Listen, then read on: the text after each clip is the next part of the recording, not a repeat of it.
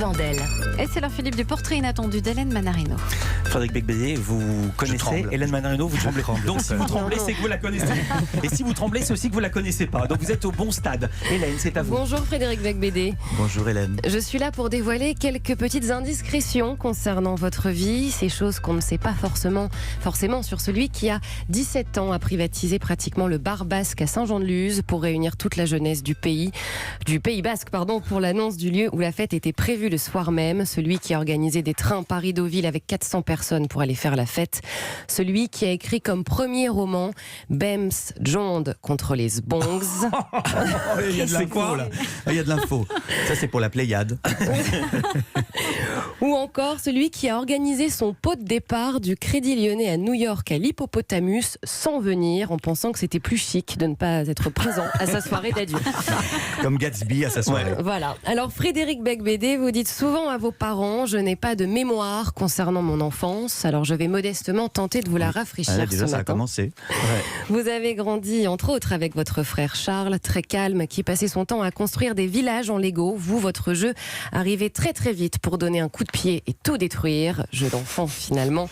Mais une enfance marquée par la pêche au maquereau en Irlande. À l'âge de 9 ans, vous partiez sur une petite barque, maquereau pêché. Vous vous occupiez de les ouvrir.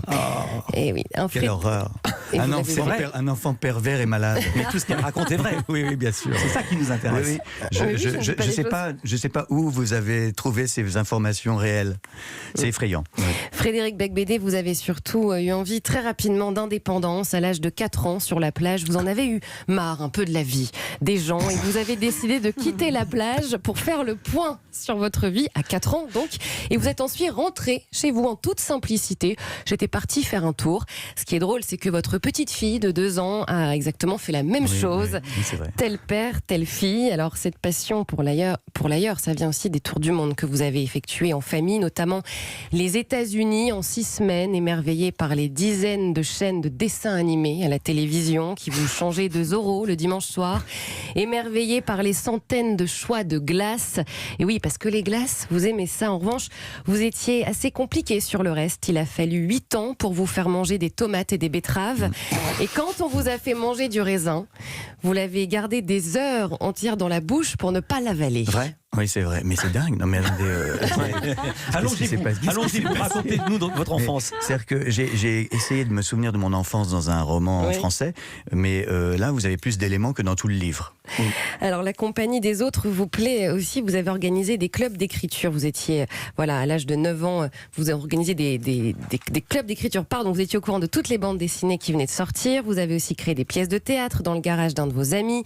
Et puis surtout, alors on n'était pas chez Régine ou au bain-douche, mais vous étiez un magnifique organisateur de boum. Les filles se déguisaient en garçons, les garçons en filles, pour effrayer une vieille dame qui était toujours à sa fenêtre, Madame Pim.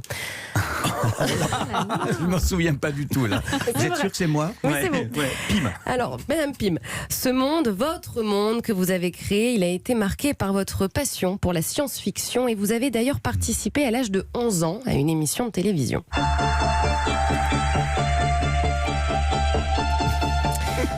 Temps X, on s'en souvient des frères Bogdanov, avant d'organiser des projets X finalement. Alors dans cette émission, c'est une petite blague, vous avez été capable de prononcer cette phrase: la science-fiction, c'est la vision prospective du possible.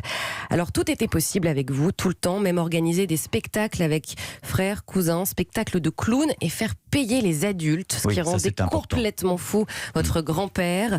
Mais de l'humour, vous en aviez beaucoup, Frédéric Becbédé. Par exemple, vous avez été capable de dire à l'oreille de votre cousin McDo Cheeseburger, alors qu'il était à une personne du prêtre pour prendre l'hostie lors de sa communion. Vous avez dit ça dans l'oreille. Très bonne vanne. Bonne blague, ouais.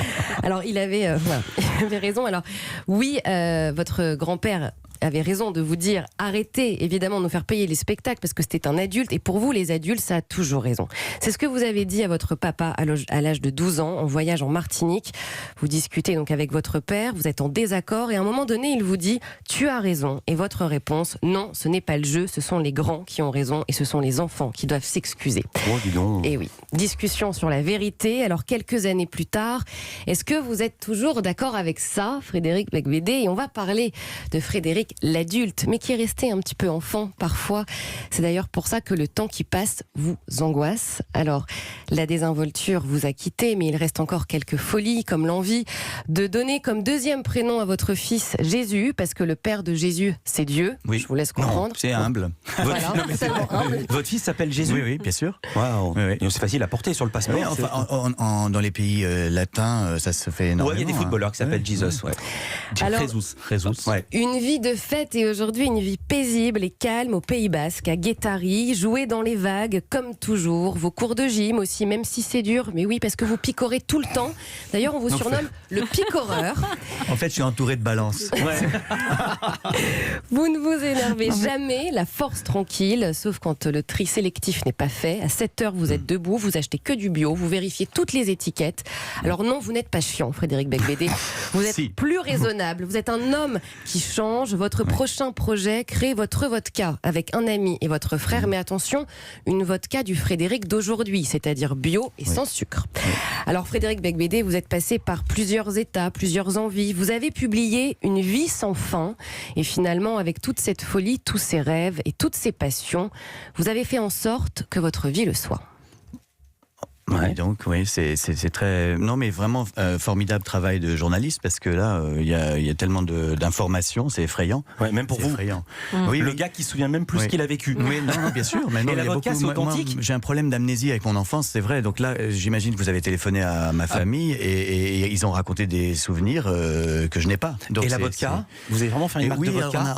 Oui, c'est vrai, on travaille avec mon frère là-dessus. Votre frère Charles Becbédé. Une vodka qui soit bio, Elle l'a dit, sans Hélène. sucre et le verre de la bouteille 100% recyclé. Et vous avez déjà le nom?